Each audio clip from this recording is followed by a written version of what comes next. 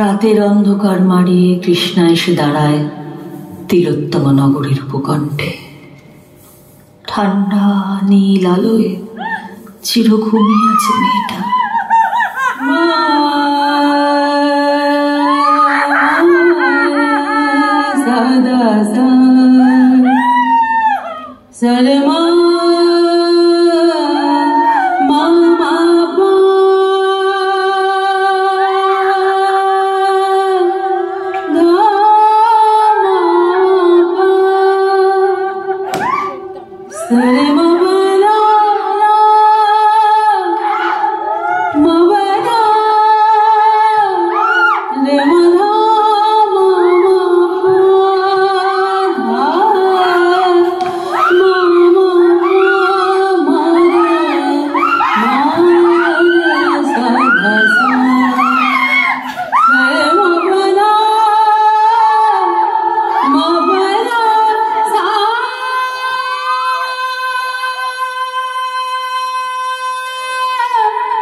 Johnny থেকে সারা শরীর আঘাতে আঘাতে নীল হয়ে গেছে মেয়েটা। রাষ্ট্র মেয়েটির শরীর পাচার করে আগুনে পুড়িয়ে মোহনের দীর্ঘ ইতিহাস। দেওয়াল লিখনে ভেসে উঠেছে মেয়েটির সংগ্রামের সাফল্যের ইস্তেহার।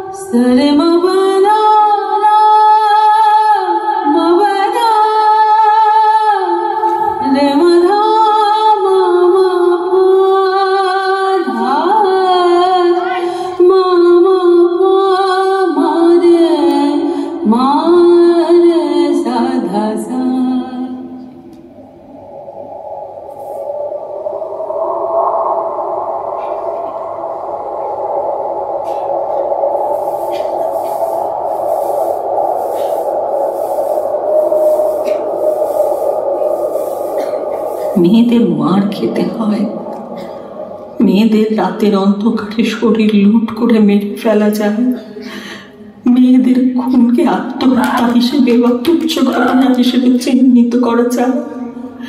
মেয়ে তো সাধারণ বাজারে বিক্রি হয়ে যাওয়া পণ্য।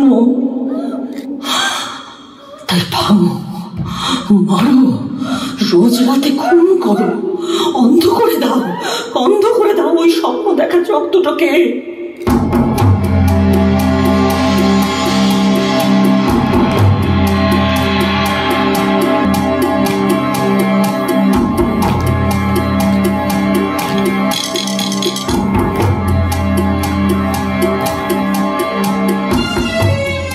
নির্ভয়া অভয়া শুধু সংখ্যার নাম। সারা ভারতবর্ষ জুড়ে শুধু সংখ্যা সংখ্যা সংখ্যা বেড়ে যায়। আমরা মেনে মানিয়ে এদেশ মহান বলে দিন গুজরান করি।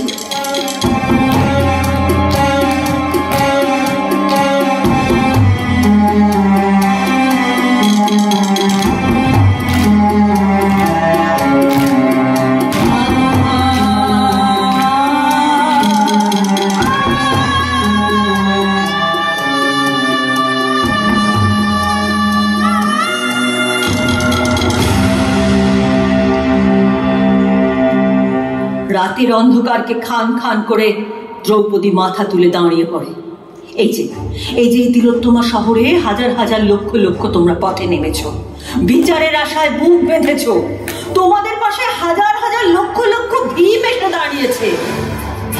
আমি কিন্তু একাই আমার বিরুদ্ধে অপমানের লাঞ্ছনার প্রতিবাদ করে যুদ্ধ সমাধিত করতে পেরেছিলাম। তাহলে তোমরা হাজার হাজার কৃষ্ণারা শুধুমাত্র রাষ্ট্রের কাছে বিচারের বাণী চেয়ে শেষ হয়ে যাবে? যে দেশের মেয়েরা মায়েরা ধর্ষিত হয়, সেই দেশ নিজেই তো ধর্ষিত।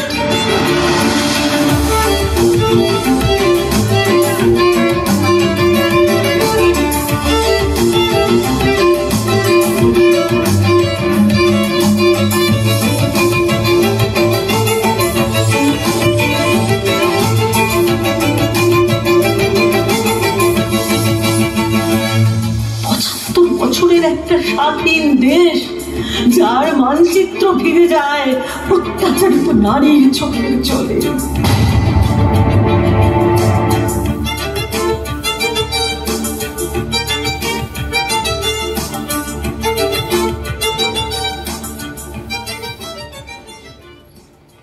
দ্রৌপদী সব শুনে